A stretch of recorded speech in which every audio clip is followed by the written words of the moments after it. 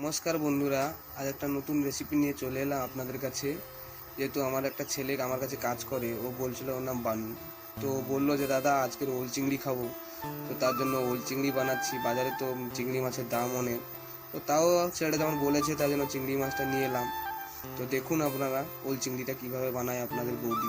ঠিক আছে বন্ধুরা, তো তেলটা গরম হয়ে গেছে বন্ধুরা, এবার চিংড়ি মাছটা ভেজে নিচ্ছে বন্ধুরা।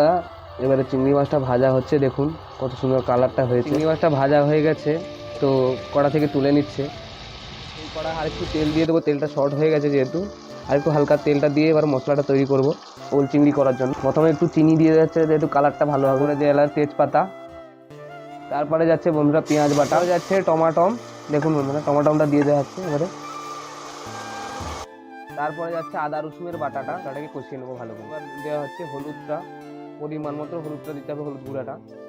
তো বেশি দিলে কালারটা খুব খারাপ দেখাবে আর খেতেও খারাপ লাগে।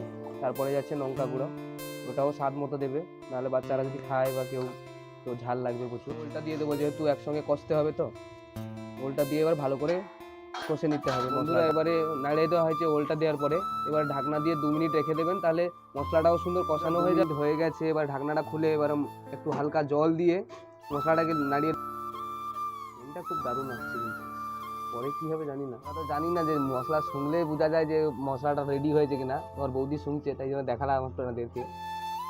তো মশলাটা হয়ে গেছে বলছে, তো এবারে জল দিয়ে পরিমাণ মতো জলটা দিয়ে আবার একবার ঢাকনা দিয়ে দেবে। এবারে ভেজে রাখা চিংড়ি মাছটা দিয়ে দিচ্ছে।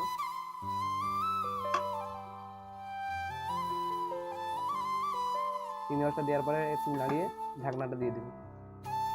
ঢাকনা দিয়ে ক মিনিট রাখতে হবে? 10 মিনিট রাখতে হবে ঢাকনা দিয়ে বন্ধুরা। এবার তরকারিটা হয়ে গেছে, এবার ঢাকনা খুলে গরম মশলাটা দিয়ে দেবে, গরম মশলা বাটাটা দিয়ে দেবে।